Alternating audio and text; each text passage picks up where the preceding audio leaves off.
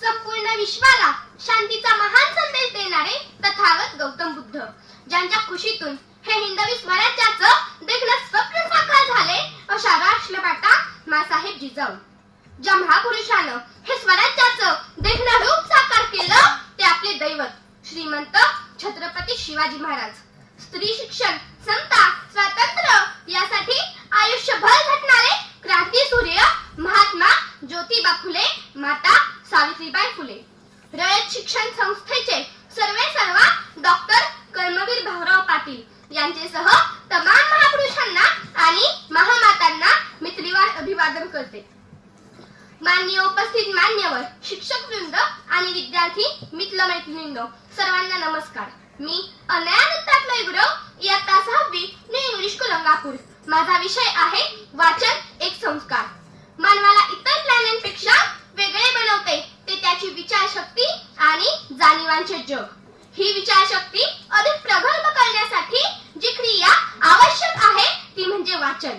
वाचन ही शिक्षणाची पहिली पायरी असून व्यक्तिमत्व पूर्णत्वाकडे नेणारा संस्कार आहे. म्हणूनच वाचन एक संस्कार असे म्हटले आहे. वाचनामुळे विचार विश्व समृद्ध होते. पुस्तकातील शब्द मनाला नवे क्षितिज दाखवतात. एखाद्या साध्या कल्पनेलाही अर्थपूर्ण, सृजनशील आणि व्यापक रूप देण्याची ताकद वाचनात असते. म्हणूनच वाचन करणारी माणसे चिंतनशील, संवेदनशील आणि मनाने अधिक समृद्ध असतात. वाचनाच्या संस्काराचं सर्वोत्तम उदाहरण म्हणजे विश्वरत्न डॉक्टर बाबासाहेब आंबेडकर, ज्यांच्या हातात पुस्तक आलं आणि त्यांचं आयुष्यच नव्हे तर संपूर्ण देशाचं नशीबच बदललं. त्यांनी आयुष्यात 50,000 पेक्षा जास्त पुस्तकं वाचली आणि त्यांच्या या वाचनाने फक्त शिक्षणातच बदल झाला नाही तर बदलली भारताची विचारसरणी, समाजरचना आणि लोकशाहीची पायाभरणी. वाचन ही ज्ञान संपादनाची सर्वात सोपी आणि प्रभावी पद्धत आहे. इतिहास, विज्ञान, समाजशास्त्र, साहित्य, तत्वज्ञान किंवा जगातील कोणतेही क्षेत्र असो, त्याची दार उघडण्याची चावी म्हणजे वाचन.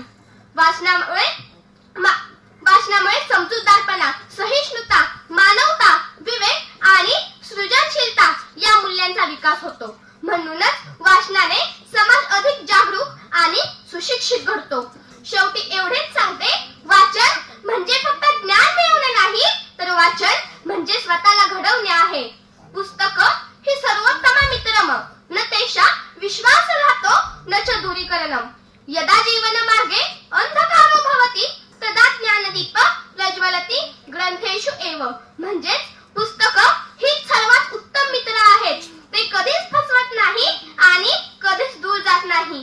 जीवनाच्या मार्गावर जर अंधार पडला तर ज्ञानाचा दिवा पेटतो आणि तो पेटतो पुस्तकांतून आणि त्याच्या वाचनातूनच. म्हणूनच म्हटले आहे, वाचन एक संस्कार आहे.